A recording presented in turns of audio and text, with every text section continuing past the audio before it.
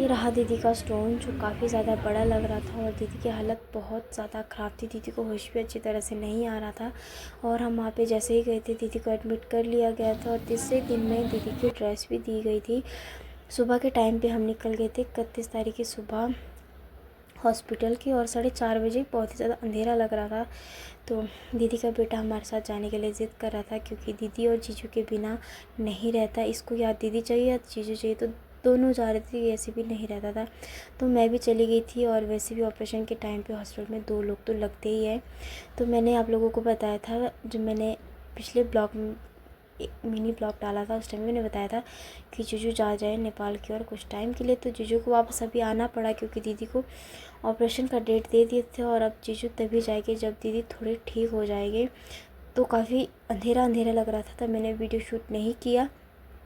तो थोड़ी देर में हमारी गाड़ी आ गई थी, हम चले गए थे सीधे ही हॉस्पिटल की ओर। तो 3 घंटे, शायद करीब 4 घंटे हमारे को लग चुके थे फाइनली। उसके बाद हम हॉस्पिटल पहुंच चुके थे और यहाँ का मौसम आप लोग देख सकते हैं कितना ज़्यादा फॉगी फॉग दिख रहा है।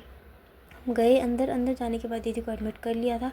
एडमिट करने के बाद दीदी तो अंदर ही थे, हम 3 तो बहुत ज़्यादा बोर हो गए थे, क्योंकि हॉस्पिटल में आप लोगों को पता है दोस्तों कितना ज़्यादा शोर होता है। तो हम लोगों को ये सब आदत ही नहीं है, आपको तो पता ही है। और मैं कितने गांव में रहती हूँ और वहाँ पे तो शोर बिल्कुल भी नहीं होता है। तो इतना शोर सुनने के बाद तो दिमाग भी ऐसे ही खजल हो जाता है। तो बाहर आने के बाद वहाँ पे बहुत सारे लंगूर थे, तो अंश लग गया था वहाँ पे थोड़ी बहुत मस्ती करने। और बाहर इतनी ज़्यादा ठंड थी ना, मैं आप लोगों को क्या ही बताऊँ।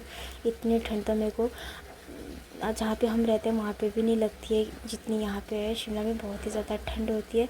तो उसके बाद ऐसे तैसे करते करते हमारा दिन बीत चुका था और शाम हो चुकी थी। यह शाम का नज़ारा आप लोग देख सकते हैं, साइड साइड में सभी ने अपने बिस्तर लगा रखे हैं, कोई किधर सोए हुए कोई किधर सोए हुए। आयंश और जीजू भी इसी तरह बाहर को सो गए थे और मेरे को सोना पड़ा दीदी के साथ अंदर बेड के नीचे। और सुबह उठ गए थे हम, ये था नेक्स्ट डे।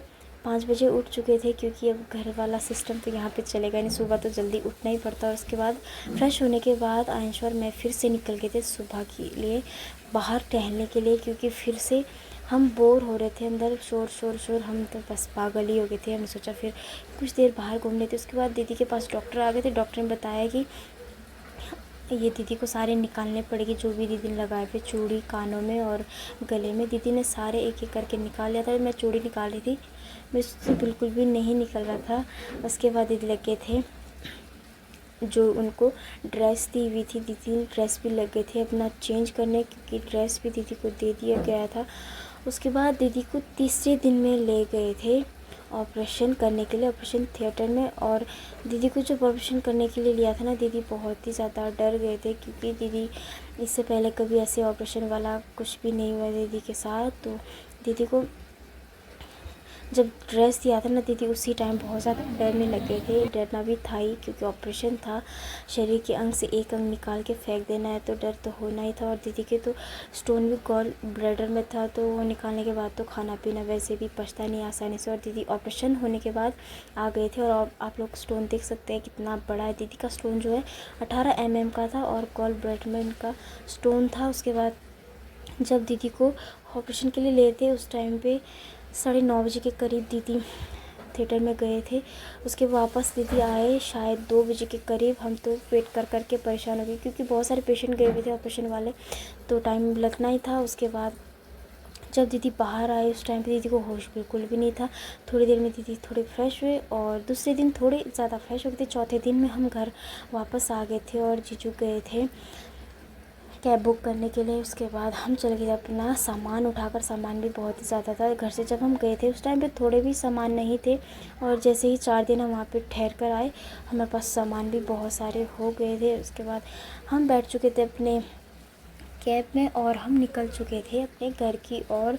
तो यहाँ का मौसम बहुत ज़्यादा ठंडा लग रहा था। जैसे जैसे हम आगे के लिए जा रहे थे, हमारे को थोड़ी थोड़ी गर्मी महसूस हो रही थी। और दीदी को आप लोग देख सकते हैं यहाँ पे दीदी कितने झुक झुक कर जा रहे हैं। दीदी से खड़े बिल्कुल भी नहीं हुआ जा रहा था, क्योंकि दीदी को 3 जगह टाँके लगे हुए और दीदी को बहुत ज़्यादा दिक्कत आ रही थी। उनको बहुत ज़्यादा बुरा लग रहा था, पर क्या करना था, ऑपरेशन भी करना ही था।